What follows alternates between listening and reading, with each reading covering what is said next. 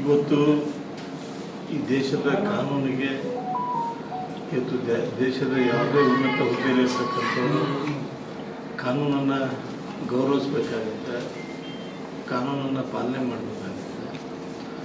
ಇವತ್ತೇನು ರಾಜ್ಯಪಾಲರ ಎಂದು ಏನು ಕಳಿಸಿರ್ತಕ್ಕಂಥದ್ದನ್ನು ಇವತ್ತು ರಾಜ್ಯದ ಮುಖ್ಯಮಂತ್ರಿಗಳ ಕೇಸು ವಜಾ ಆಗಿರ್ತಕ್ಕಂಥ ಮತ್ತು ಇವತ್ತು ನ್ಯಾಯಾಲಯಕ್ಕೆ ಇವತ್ತು ಜಯ ಆಗಿರ್ತಕ್ಕಂಥ ಮತ್ತು ರಾಜ್ಯಪಾಲರು ಕಳಿಸಿರ್ತಕ್ಕಂಥ ಒಂದು ನಿರ್ಣಯವನ್ನು ಇವತ್ತು ಕೋರ್ಟ್ ಎತ್ತಿಡಿತಕ್ಕಂಥದ್ದಾಗಿದೆ ಮತ್ತು ಅದು ಕಾನೂನಾತ್ಮಕವಾಗಿರ್ತಕ್ಕಂಥ ಮತ್ತು ಕಾನೂನು ಎಲ್ಲರಿಗೂ ಒಂದೇ.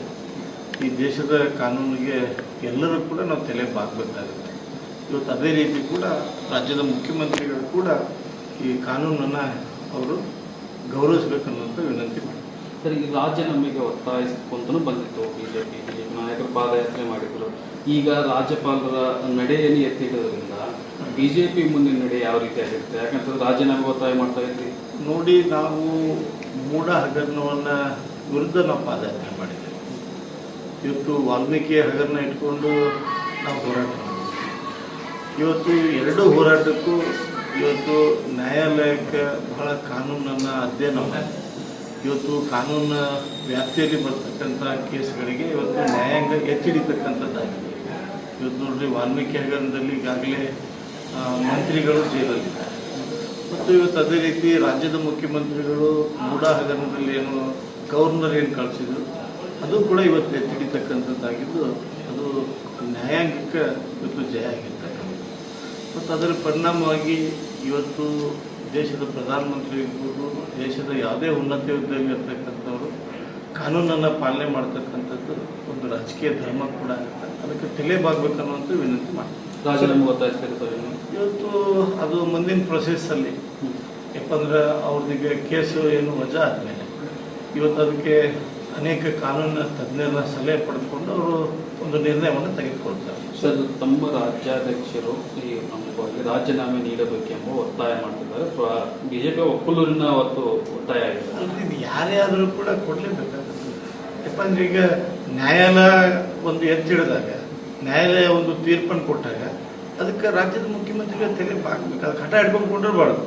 ಇವತ್ತು ಕೇಜ್ರಿವಾಲ್ ಅವರಿಗೆ ಒಂದು ಆರೋಪ ಬಂದಾಗ ಅವ್ರು ರಾಜೀನಾಮೆ ಕೊಟ್ಟಿದ್ದಾರೆ, ಬೇರೆ ಮುಖ್ಯಮಂತ್ರಿಗಳನ್ನ ಆಯ್ಕೆ ಮಾಡಿದ್ದಾರೆ. ಇವತ್ತು ಅದೇ ರೀತಿಯಲ್ಲಿ ಸಿದ್ದರಾಮಯ್ಯನವರು ಇವತ್ತು ನ್ಯಾಯಾಲಯಕ್ಕೆ ಗೌರವ ಕೊಡಬೇಕು.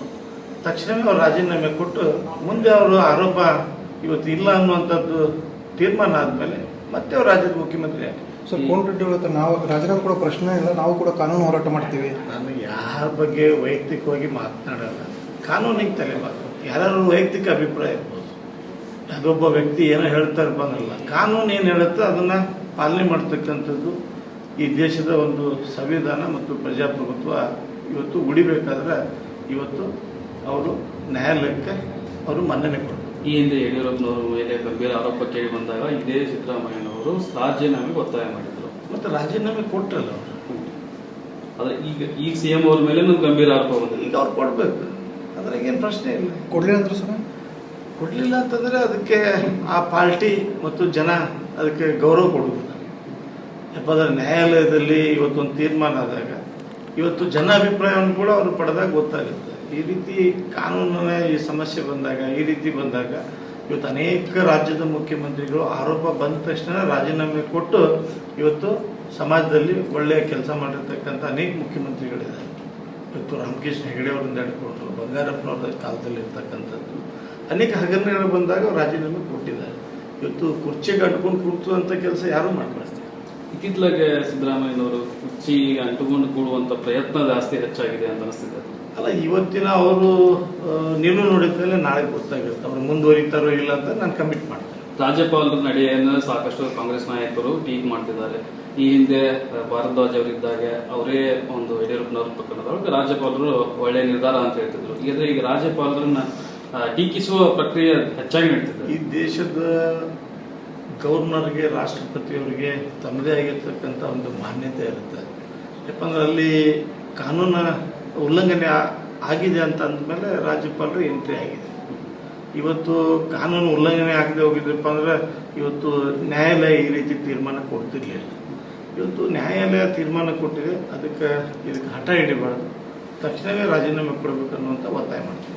ನೀವು ನೋಡ್ತಿದ್ದೀರಾ, ಇದು ನ್ಯೂಸ್ 88 ಕನ್ನಡ, ಸುದ್ದಿಯ ಜೊತೆ ಸದಾ ನಿಮ್ಮೊಂದಿಗೆ.